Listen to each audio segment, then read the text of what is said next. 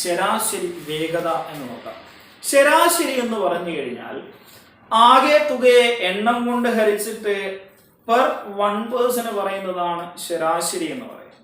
അപ്പോൾ ശരാശരി വേഗത എന്ന് പറഞ്ഞു കഴിഞ്ഞാൽ ഇപ്പൊ നോക്കാം, ഞാൻ എൻ്റെ സ്ഥലമായ വടകരയിൽ നിന്നും കോഴിക്കോടേക്ക് ബസ് യാത്ര പോകുന്നു. അപ്പോൾ ബസ്സിന് ഒരു വേഗതയുണ്ടാവും, അതൊരു പ്രത്യേക സമയത്തായിരിക്കും അവിടെ എത്തിയിട്ടുണ്ടാവും.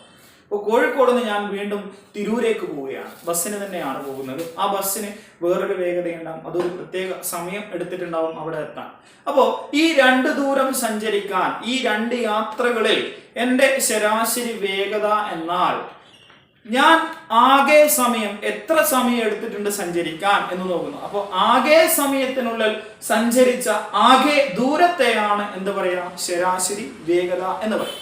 അപ്പോൾ ശരാശരി വേഗത കാണാൻ ഒരു ഇക്വേഷൻ ആക്കുന്നത് എന്താണ്, ശരാശരി വേഗത അഥവാ average speed is equal to, ശരാശരി വേഗത അഥവാ average speed is equal to ആകെ ദൂരം ഡിവൈഡഡ് ബൈ ആകെ സമയമാണ്. ആകെ ദൂരം അഥവാ total distance divided by total time. ആകെ ദൂരം ഡിവൈഡഡ് ബൈ ആകെ സമയം.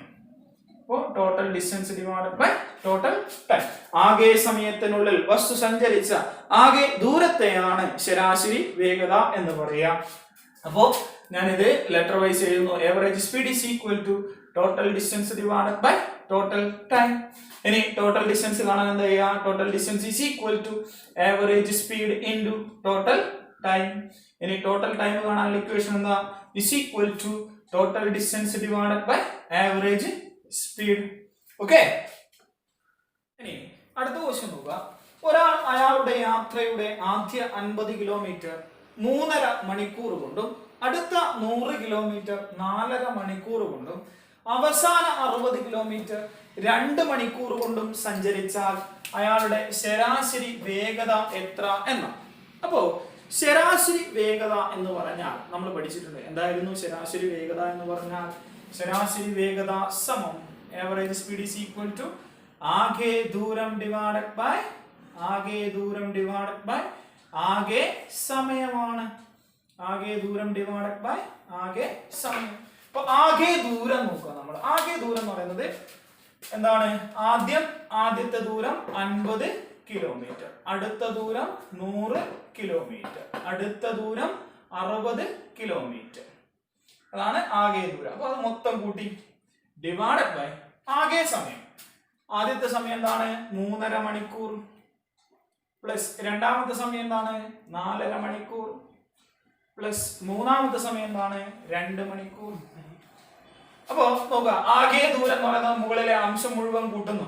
50, 100, 150, 60, 210 കിലോമീറ്റർ ഡിവൈഡഡ് ബൈ, ഇനി സമയം കൂട്ടുന്നു. 3.5, 4.5 കൂട്ടിയാൽ എത്രയാണോ, 8 മണിക്കൂർ, 8 2 10 മണിക്കൂർ. അപ്പോ നോക്കുക, 210 0 വെട്ടി 10ന്റെ 0 വെട്ടി, അപ്പൊ എന്താ കിട്ടുക നമുക്ക്, 21 കിലോമീറ്റർ പെർ ഹവർ. ഓക്കെ, ഇനി അടുത്ത ക്വസ്റ്റ്യൻ നോക്കുക. ഒരാൾ അയാളുടെ യാത്രയുടെ ആദ്യ 150 കിലോമീറ്റർ 25 കിലോമീറ്റർ പെർ ഹവർ വേഗതയിലും അടുത്ത 180 കിലോമീറ്റർ 36 കിലോമീറ്റർ പെർ ഹവർ വേഗതയിലും സഞ്ചരിച്ചാൽ അയാളുടെ ശരാശരി വേഗത എത്ര എന്നാണ്. ഓ, ശരാശരി വേഗത കാണാൻ ഇക്വേഷൻ നമ്മൾ പഠിച്ചു. എന്താണ് ശരാശരി വേഗത, ആകെ സമയം, ശരാശരി വേഗത സമം ആകെ ദൂരം ഡിവൈഡഡ് ബൈ ആകെ ദൂരം ഡിവൈഡഡ് ബൈ ആകെ സമയമാണ്. ആകെ ദൂരം ഡിവൈഡഡ് ബൈ ആകെ സമയം. ഇനി ആകെ ദൂരം എന്ന് പറഞ്ഞാൽ എന്തായിരിക്കും, ആകെ ദൂരം total distance is equal to 150 കൂട്ടണം 180 എത്രയാണോ, 330 കിലോമീറ്റർ. ഇനി ഇവിടെ സമയമാണോ തന്നിരിക്കുന്നത്, അല്ല. എന്താ തന്നിരിക്കുന്നത്, വേഗതയാണ് തന്നിരിക്കുന്നത്. ഒന്നാമത്തെ വേഗത 25 കിലോമീറ്റർ പെർ ഹവർ, രണ്ടാമത്തെ വേഗത 36 കിലോമീറ്റർ പെർ ഹവർ. അപ്പോ അതായത് 150 കിലോമീറ്റർ ദൂരം 25 കിലോമീറ്റർ പെർ ഹവർ വേഗതയിലാണ് സഞ്ചരിക്കുന്നത്. അപ്പോ 150 കിലോമീറ്റർ ദൂരം സഞ്ചരിക്കാൻ എടുത്ത സമയം നമുക്ക് കാണാം. 150 കിലോമീറ്റർ ദൂരം 25 കിലോമീറ്റർ പെർ ഹവർ വേഗതയിൽ സഞ്ചരിക്കാൻ എടുത്ത സമയം ടൈം ഈസ് ഈക്വൽ ടു എന്താ വരിക, 150/25. അപ്പോ 150 kilometre divided by 25 kilometre per hour. ഈ ഹവർ മുകളിൽ പോകും, കിലോമീറ്ററും കിട്ടും. 150 ബൈ 25 എന്ന് പറഞ്ഞാൽ എത്രയാണോ? 6 മണിക്കൂറാണ്. ഓക്കെ, അപ്പൊ അവിടെ നമുക്ക് സമയം കിട്ടി. ഇനി അടുത്ത സമയം നോക്കുക. 180 കിലോമീറ്റർ ദൂരം 36 കിലോമീറ്റർ പെർ ഹവർ വേഗതയിൽ സഞ്ചരിക്കാൻ എടുക്കുന്ന സമയം അതല്ലേ കാണണ്ടേ? അപ്പോ സമയം എങ്ങനെ കാണാം? Time is equal to 180 kilometre divided by 36 kilometre per hour.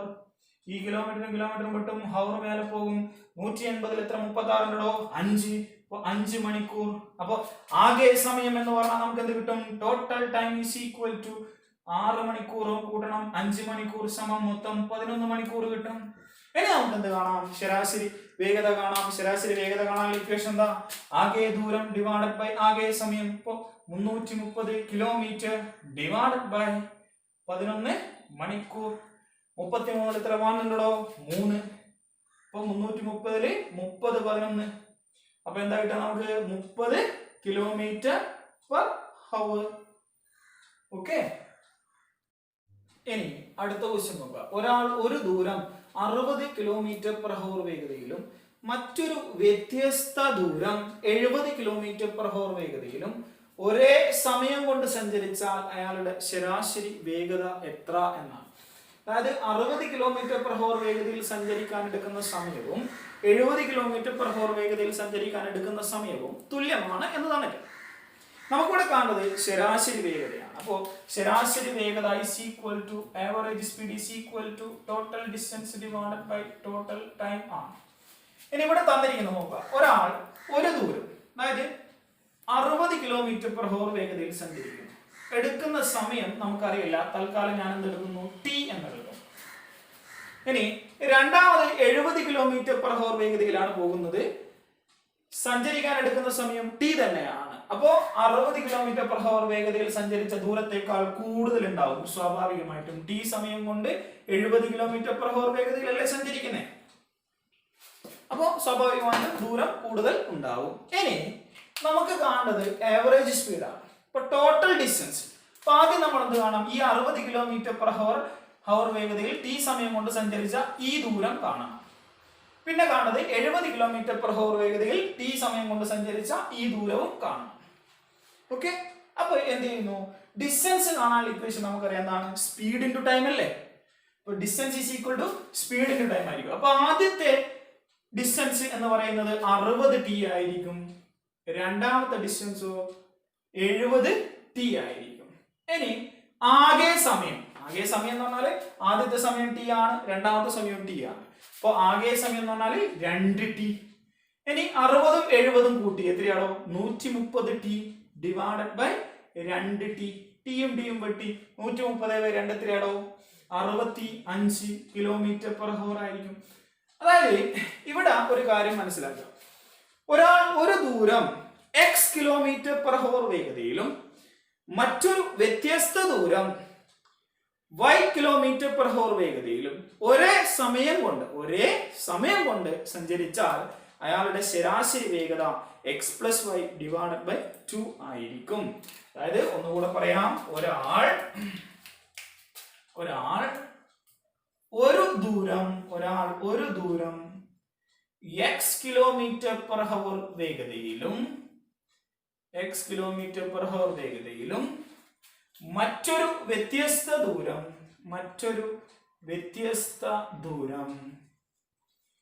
y kilometre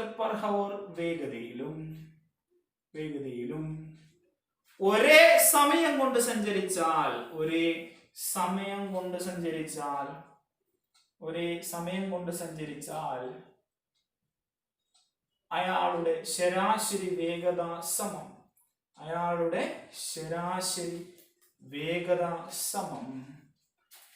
x + y divided by 2 ആയിരിക്കും. ഇവിടെ എന്താണ്?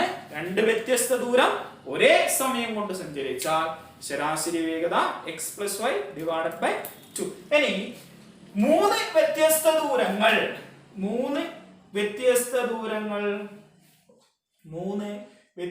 ദൂരങ്ങൾ യഥാക്രമം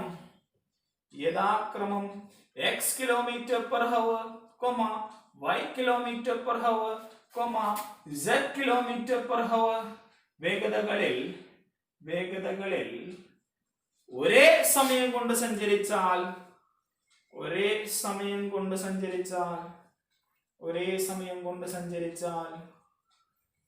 അയാളുടെ ശരാശരി വേഗത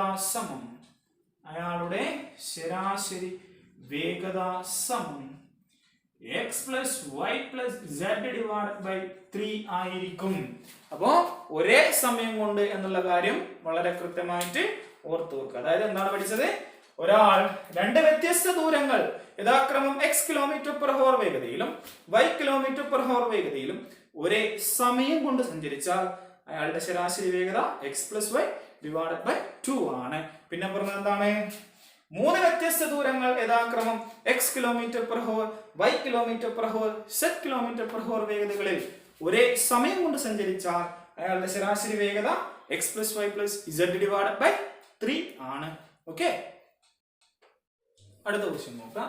ഒരാൾ മൂന്ന് വ്യത്യസ്ത ദൂരങ്ങൾ യഥാക്രമം 70 kilometre per hour, 80 kilometre per hour, 90 kilometre per hour വേഗതകളിൽ ഒരേ സമയം കൊണ്ട് സഞ്ചരിച്ചാൽ അയാളുടെ ശരാശരി വേഗത എത്ര എന്ന്.